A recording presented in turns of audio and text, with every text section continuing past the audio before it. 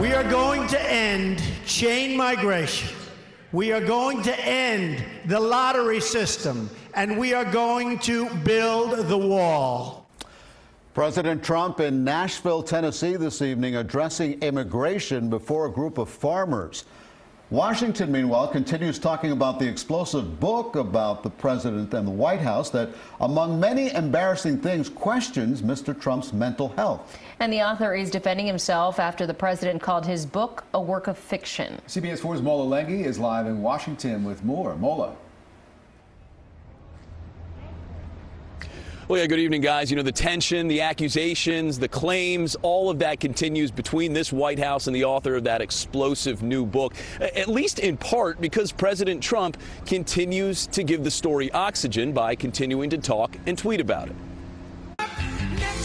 President Trump went to Nashville Monday to praise the GOP tax overhaul. But under our huge tax cut that we just passed, Americans will be paying less in taxes and keeping more of their own money. In front of an audience of farmers, the president made the case he was fighting for them. As we put money back in the pockets of all Americans, including our farmers and ranchers, we're also putting an end to the regulatory assault on your way of life. Back in Washington, there's a simmering debate about the president's fitness for office. Michael Wolff set off a firestorm with his book, Fire and Fury, which characterizes the president as semi-literate and questions his competence. I consider it a work of fiction. The president slammed the book over the weekend and tweeted he is a genius, and a very stable genius at that. I think this, if he doesn't call himself a genius, nobody else will.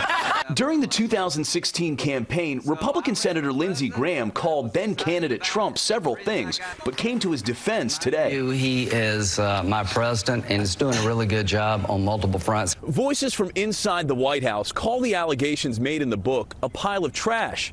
And Democrats say they never thought President Trump was the right person for the job. It does raise very serious concerns, but I've had those concerns for a very long time. Billionaire Democratic activist Tom Steyer, who's advocated for President Trump's impeachment, said Monday he's doubling down on his effort and plans to deliver copies of Fire and Fury to every senator and House member. Well, the author, Michael Wolff, does admit that a lot has changed in the West Wing, in particular since John Kelly became the chief of staff of the White House here in recent months. But Wolff says the one thing that hasn't changed, obviously, is the president himself. Elliot, Rick, Lauren. He certainly hasn't. Mola, it's never too early to talk about the next presidential election. What are people in Washington saying about this buzz that Oprah may launch a campaign?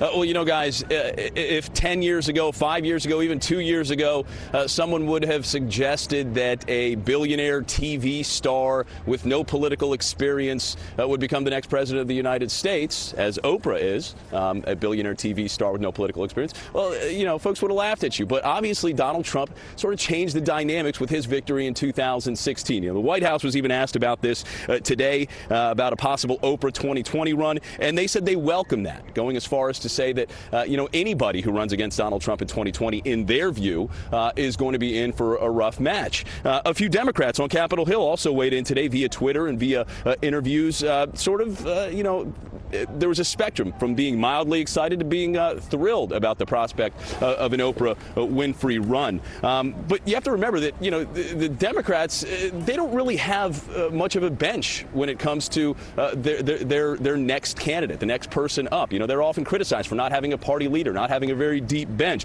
The question here is whether Oprah herself would want to run. And according to Stedman Graham, her longtime partner, she is seriously considering a run. Obviously, all of this is after her speech at the Golden Globes last night, and we have a portion of that speech that she gave. I've interviewed and portrayed people who've withstood some of the ugliest things life can throw at you. But the one quality all of them seem to share is an ability to maintain hope for a brighter morning, even during our darkest nights. So I want all the girls watching here and now to know that a new day is on the horizon. And when that new day finally dawns, It will be because of a lot of magnificent women, many of whom are right here in this room tonight, and some pretty phenomenal men fighting hard to make sure that they become the leaders who take us to the time when nobody ever has to say, "Me too," again. You know, it's important to keep in perspective. That was an acceptance speech for a Lifetime Achievement Award that Oprah was giving last night. Certainly a powerful speech, an important speech, but an acceptance speech. And the next day, we're talking about Oprah possibly running for president in a few years. But, that aside, you talk to a lot of political analysts, a lot of political strategists on both sides of the fence, Democrats and Republicans, and they say that Oprah actually would have a legitimate shot at least becoming the Democratic nominee. She has brand recognition. She's got the infrastructure. Everyone knows Oprah. You sort of know what she's about, what she's made out of.